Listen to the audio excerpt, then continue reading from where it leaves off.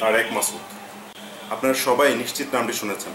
বাংলাদেশের নন্দিত চলচ্চিত্র নির্মাতা তারেক মাসুদ। ক্ষণজন্মা এই মানুষটির জন্ম ফরিদপুর জেলার ভাঙ্গা উপজেলার পৌর সদরের নূরপুর গ্রামে। তার পুরো নাম আবু তারেক মাসুদ। জন্ম 6 ডিসেম্বর 1956।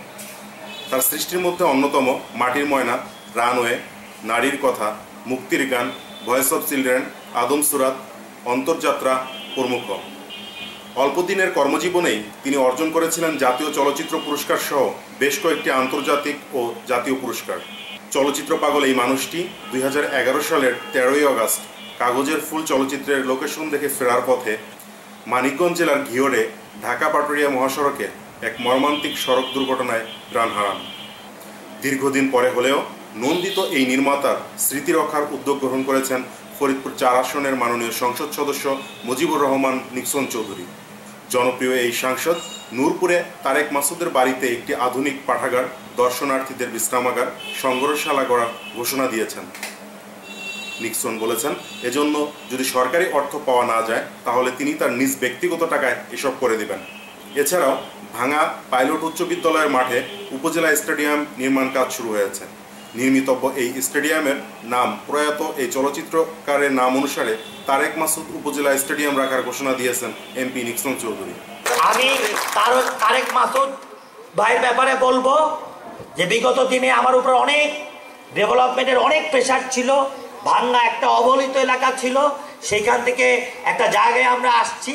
আমি আপনাদের কথা দিচ্ছি, এই ভাঙ্গা থেকে সর্বপ্রথম তারেক মাসুদের স্মরণে লাইব্রেরি হবে।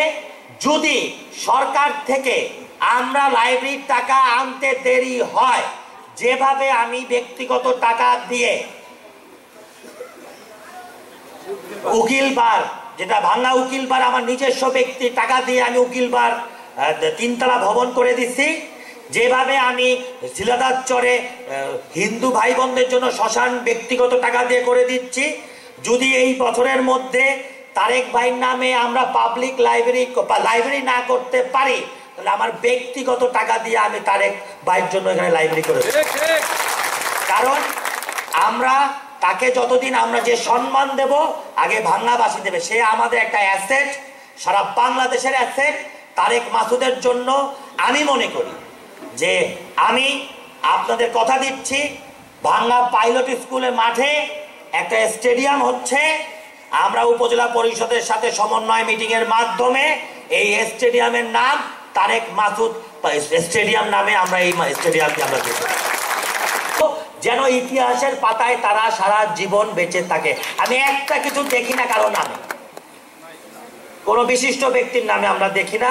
আমরা মরহুম ইউসুফ কাজী সাহেবের নামে নামকরণ করব, আমরা মরহুম ডাক্তার শওকত আলী ফকির তার নামে করব, আমরা এআর ভুঁইয়ার নামে করব, আমরা শামসুদ্দিন মোল্লার নামে করব, আমরা এআর ভুঁইয়ার নামে করব। এবং তারেক মাসুদের নামে আমি প্রস্তাব করলাম যে যেহেতু সে সাংস্কৃতিক ব্যক্তি এবং সে বাংলাদেশের বিশিষ্ট সাংবাদিক ছিলেন, তার নামে আমরা পাইলট স্কুলের স্টেডিয়ামটা তার নামে, যেটা কাজ চলতেছে, এইটা আমরা তার নামে করতে চাই। আপনারা সবাই রাজি আছেন তো?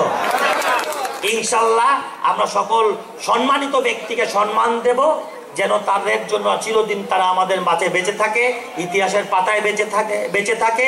এবং আপনারা দোয়া করবেন জননেত্রী শেখ হাসিনার জন্য, যে আমাকে আজকে আরেকবার সুযোগ করে দিচ্ছেন আপনাদের ভোটের মাধ্যমে এই 3 থানার জনগণের সেবা করার জন্য। নিঃসন্দেহে ফরিদপুরবাসীর গর্বের বিষয়, নন্দিত চলচ্চিত্র নির্মাতা তারেক মাসুদের জন্ম ফরিদপুর জেলায়। দীর্ঘদিন পরে হলেও স্থানীয় সংসদ সদস্যের এমন উদ্যোগে খুশি তারেক ভক্তরা। মাননীয় সংসদ সদস্যকে চ্যানেল নিউজ বিডি 16 পক্ষ থেকে সাধুবাদ জানাই। আজ এ পর্যন্তই। বিদায়ের আগে আবেদন, যারা এখনও আমাদের চ্যানেলটি সাবস্ক্রাইব করেননি দয়া করে চ্যানেলটি সাবস্ক্রাইব করবেন। যারা ইতিমধ্যে চ্যানেলটি সাবস্ক্রাইব করেছেন তাদেরকে ধন্যবাদ। ভিডিও সম্পর্কে আপনার মতামত জানাতে কমেন্টস করতে পারেন। ভালো লাগলে লাইক ও শেয়ার।